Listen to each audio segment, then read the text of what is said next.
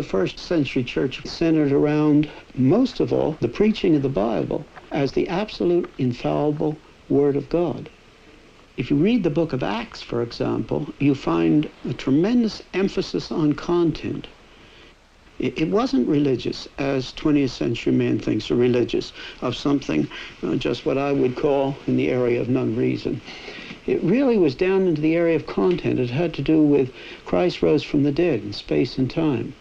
It had to do with the fact that the Old Testament was the Word of God.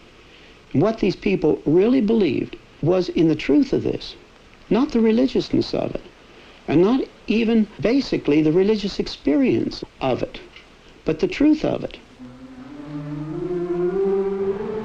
Look at these Christian catacomb paintings done prior to the Middle Ages.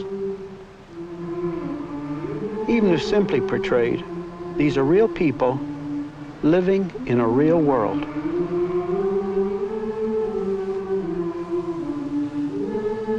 This vitality and livingness can be paralleled with the living Christianity of the early church.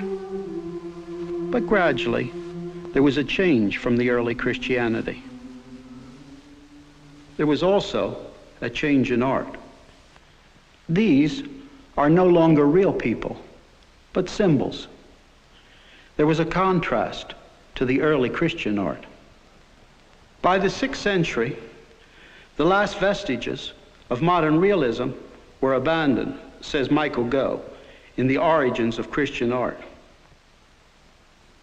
There is beauty here, and these artists work with devotion, looking for more spiritual values.